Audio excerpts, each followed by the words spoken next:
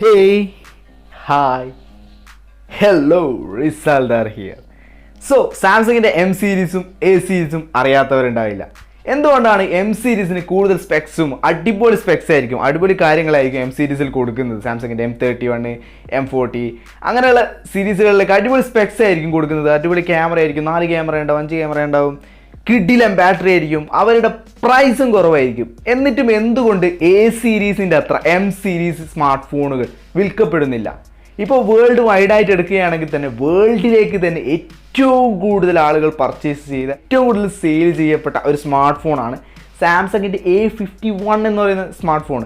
അതേപോലെ തന്നെ സാംസങ്ങിൻ്റെ എ സീരീസിൽ A21, A31 ഈ സീരീസുകളൊക്കെ ഒരുപാട് വിറ്റ് പോയിട്ടുണ്ട്. സാംസങ്ങിൻ്റെ ഏറ്റവും കൂടുതൽ വിറ്റ് പോയ സ്മാർട്ട് ഫോണുകളുടെ സീരീസ് നോക്കുകയാണെങ്കിൽ എ സീരീസ് സ്മാർട്ട് ഫോണുകളായിരിക്കും ഏറ്റവും കൂടുതൽ വിറ്റ് പോയിട്ടുണ്ടാവുക.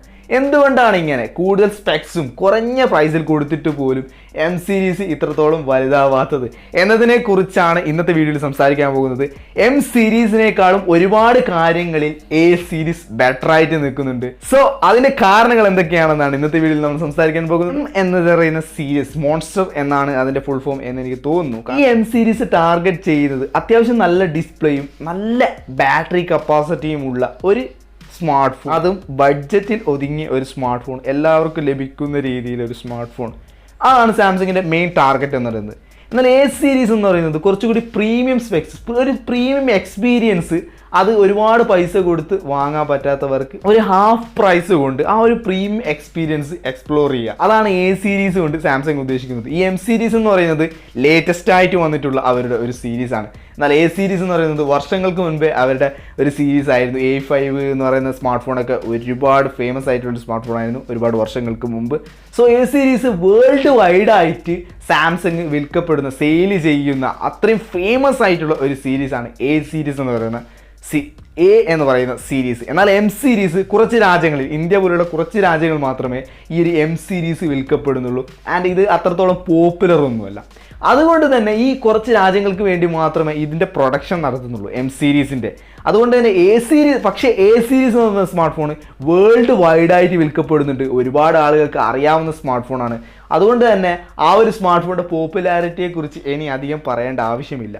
അതുകൊണ്ട് ഇത് വേൾഡ് വൈഡായിട്ട് വിൽക്കപ്പെടുന്നത് കൊണ്ട് തന്നെ എ സീരീസിൻ്റെ ഓരോ സ്മാർട്ട് ഫോണും അവർ അത്രത്തോളം ഒപ്റ്റിമൈസ് ചെയ്തിട്ടാണ് ഇറക്കുന്നത്. അതുകൊണ്ട് തന്നെ ഹാർഡ്വെയർ എ സീരീസിൻ്റെ കുറഞ്ഞതാണെങ്കിലും ചിലപ്പോൾ നമ്മൾ കമ്പയർ ചെയ്യുമ്പോൾ സെയിം പ്രൈസിൽ വരുന്ന എ സീരീസ് എം സീരീസ് എടുത്ത് നോക്കുമ്പോൾ സ്പെക്സ്, എൻ്റെ ഫ്രണ്ട്സ് എന്നോട് എ സീരീസിൽ A51 എടുക്കട്ടെ അല്ലെങ്കിൽ A31 എടുക്കട്ടെ എന്നൊക്കെ ചോദിച്ചാൽ ഞാൻ പറയും, എടാ പൊട്ട അതെടുക്കല്ലേ, അതിൻ്റെ സ്പെക്സ് വളരെ ലോ ആണ്, പ്രൈസ് വളരെ ഹൈ ആണ്.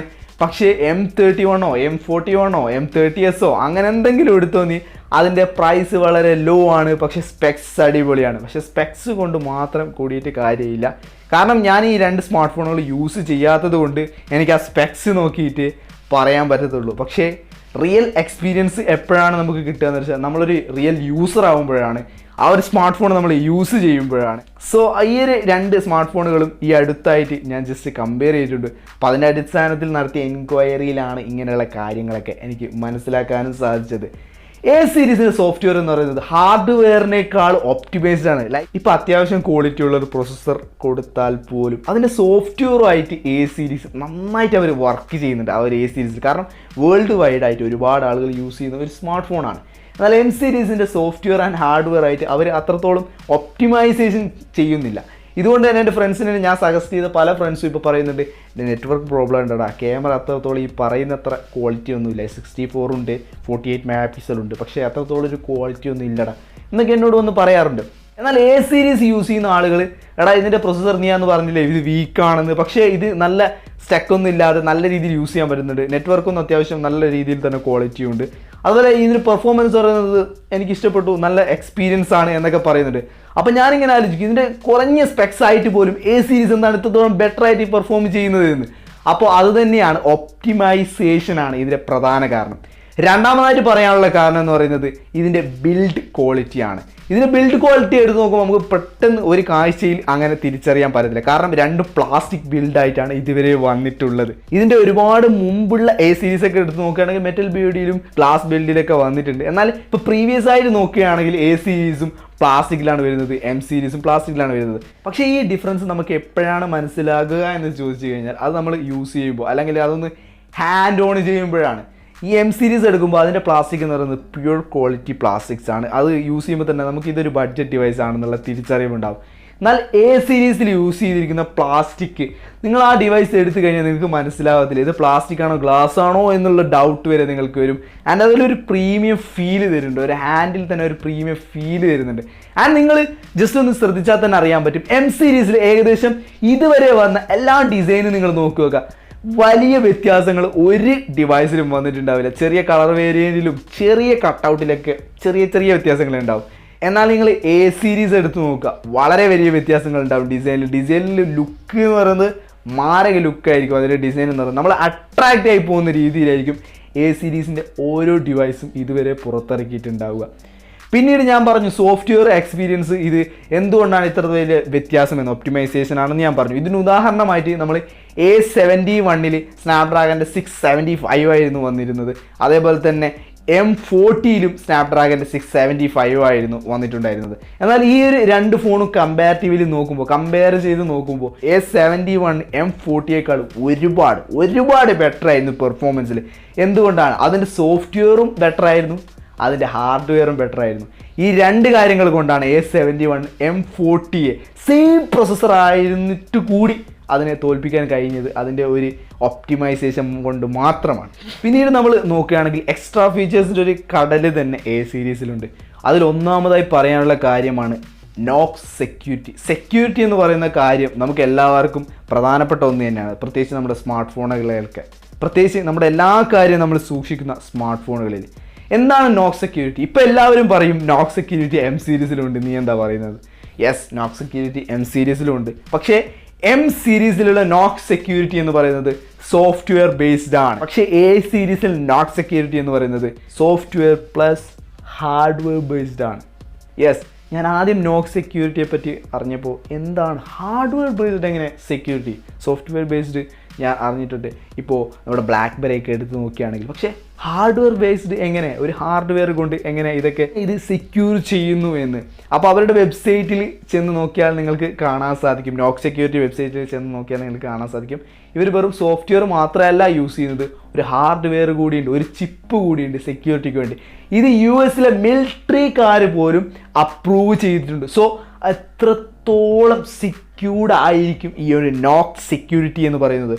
അപ്പോൾ ഈ hardware plus software based Knox security നമുക്ക് എ സീരീസിലാണ് ലഭിക്കുന്നത്, എം സീരീസിലല്ല. അത് തന്നെയാണ് രണ്ടാമത്തെ റീസൺ എന്ന് പറയുന്നത്. സെക്യൂരിറ്റിയുടെ കാര്യത്തിൽ എ സീരീസ് എം സീരീസിനേക്കാളും ഒരുപാട് ഫാർ ബെറ്റർ ആണ്. നോക്സ് സെക്യൂരിറ്റിയെ കുറിച്ച് നിങ്ങൾക്ക് കൂടുതലായിട്ട് അറിയണമെന്നുണ്ടെങ്കിൽ ഈ വീഡിയോയുടെ താഴെ കമൻറ്റ് ചെയ്തറിയിക്കുക, നമ്മളൊരു ഡെഡിക്കേറ്റഡ് വീഡിയോ ചെയ്യും. അത്രത്തോളം പറയാനുണ്ട്. നോക്സ് സെക്യൂരിറ്റി എന്ന് പറയുന്നത് വേറെ ലെവലാണ്. പിന്നെ എ സീരീസ് എടുത്തു കൊടുക്കുകയാണ്, പിന്നെ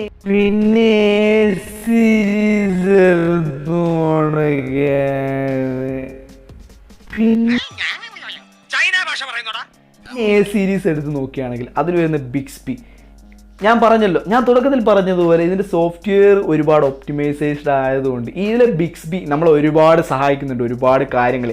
നമ്മളിപ്പോൾ ഒരു ഹെഡ്സെറ്റ് ഒക്കെ പെട്ടെന്ന് എടുത്ത് ചെവിയിൽ കുത്തുമ്പോൾ നമ്മളെ വോളിയം ഒരുപാട് ഹൈ ആണെങ്കിൽ എനിക്കറിയാം കുറേ സോഫ്റ്റ്വെയർ അത് ലോ ചെയ്യും. നമ്മൾ ഹെഡ്സെറ്റ് കുത്തുമ്പോൾ തന്നെ, നമ്മൾ ഹെഡ്സെറ്റ് പ്ലഗ് ഇൻ ചെയ്യുമ്പോൾ തന്നെ അതിൻ്റെ ഒരു വോളിയം അത് ലോ ചെയ്യും എന്ന് എനിക്കറിയാം. എന്നാലും ഒരു അത്യാവശ്യം ചില ഫോണുകളിലേക്ക് ഇപ്പോഴും അത് ഹൈയിലാണെങ്കിൽ ഹൈയിൽ തന്നെ ആയിരിക്കും. അപ്പോൾ ഹെഡ്സെറ്റ് ജസ്റ്റ് ഒന്ന് ഇയറിൽ വെക്കുമ്പോൾ തന്നെ ഭയങ്കര നോയ്സ് ആയിട്ട് നമ്മളൊന്ന് ഞെട്ടിപ്പോകാത്ത അങ്ങനെ ഒരു അവസ്ഥയ്ക്ക് വരും.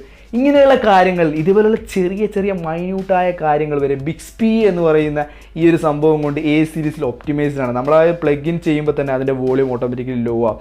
അതേപോലെ തന്നെ നമ്മളൊരു നെറ്റ്വർക്ക് ഒരുപാട് യൂസ് ചെയ്യാത്ത ഒരാളാണെങ്കിൽ, നമ്മുടെ നെറ്റ്വർക്ക് ഒരുപാട് അനാവശ്യമായിട്ട് തീർന്നു പോകുന്ന ഒരാളാണെങ്കിൽ നമ്മൾ ഏത് ആപ്ലിക്കേഷനാണോ കയറുന്നത് ആ ആപ്ലിക്കേഷന് മാത്രം വേണ്ടിയിട്ട് അപ്പോൾ ഡാറ്റ ഓൺ ആവുന്നു, ആ ആപ്ലിക്കേഷൻ നമ്മൾ പുറത്തിറങ്ങുമ്പോൾ ആ ഡാറ്റ ഓഫ് ആവുന്നു. ആ രീതിയിലുള്ള ഒരുപാട് ചെറിയ ചെറിയ മൈന്യൂട്ടായ കാര്യങ്ങളിൽ പോലും എ സീരീസിൻ്റെ സോഫ്റ്റ്വെയറിൽ അവർ ഒരുപാട് പ്രവർത്തിച്ചിട്ടുണ്ട്. സോ ഇങ്ങനെയുള്ള എക്സ്ട്രാ ഫീച്ചേഴ്സ് ഒരുപാടുണ്ട്. അതേപോലെ തന്നെ സാംസങ് പേ ഇതൊക്കെ എ സീരീസിലാണ് വരുന്നത്, എം സീരീസിലില്ല. ഇങ്ങനെ എടുത്തു പറയാനാണെങ്കിൽ ഒരുപാട് ഡിഫറൻസ് ഉണ്ട്. എന്തുകൊണ്ടാണ് എം സീരീസിനേക്കാൾ എ സീരീസ് ബെറ്റർ ആയിട്ടുള്ളത്, അതേപോലെ തന്നെ എന്തുകൊണ്ടാണ് എം സീരീസിനേക്കാൾ പ്രൈസ് എ സീരീസിന് കൂടിയിട്ടുള്ളത്. ഒന്നാമത്തെ കാരണം ഇതിൻ്റെ പോപ്പുലാരിറ്റിയാണ്. ഇത് അത്രത്തോളം ആളുകളിലേക്ക് എത്തിയ സാധനമാണ്, വേൾഡ് വൈഡ് ആയിട്ട് വിൽക്കപ്പെടുന്ന സാധനമാണ്, ഒരുപാട് ആളുകൾ ഇന്ന് പർച്ചേസ് ചെയ്യുന്ന ഒരു സാധനമാണ്. അതുകൊണ്ട് തന്നെ സാംസങ് അത്രത്തോളം ഫോക്കസ് അതിലേക്ക് കൊടുക്കുന്നുണ്ട്.